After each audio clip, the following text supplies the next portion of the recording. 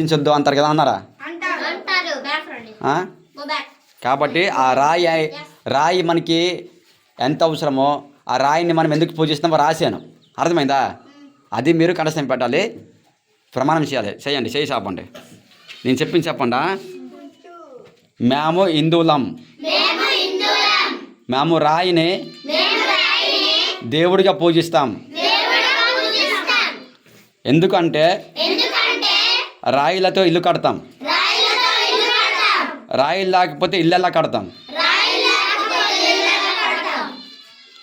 ఇల్లు లేకపోతే ఎక్కడ నివసిస్తాం? మేము నివసించడానికి ఇల్లు కావాలి. ఇల్లు కట్టాలంటే రాయి అవసరం. ఇల్లు కట్టాలంటే రాయి అవసరం. కాబట్టి రాయిని పూజిస్తాం. మీరు అంటే క్రైస్తవులు రాయిని పూజించినప్పుడు రాయితో కట్టిన మీ ఇల్లు పడేసండి. ఎందుకంటే రాయి మీకు అవసరం లేదు కాబట్టి. చెప్పండి. ఎందుకంటే ఉండదు. ఎందుకంటే రాయి మీకు అవసరం లేదు కాబట్టి. అంతే కదా. రాయిని అసలు ముట్టవద్దు. రాయి మాకు చాలా అవసరం కాబట్టి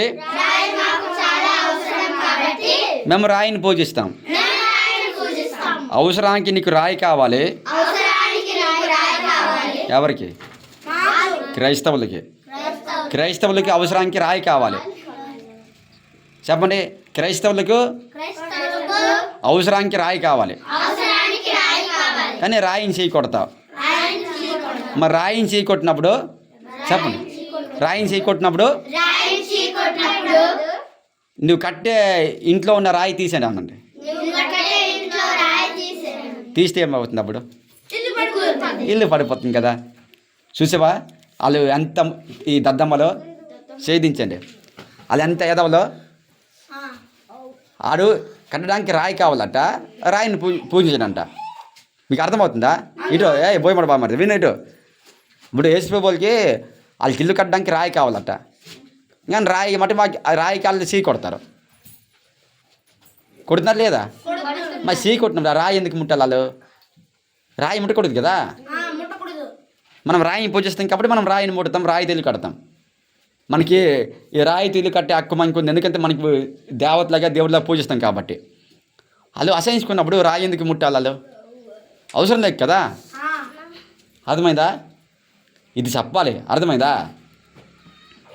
అదే అర్థమైంది. ఇప్పుడు మనం ఈ మట్టిని ఎందుకు పూజిస్తామో రాశాను, మీకు ప్రమాణం చేయించాను.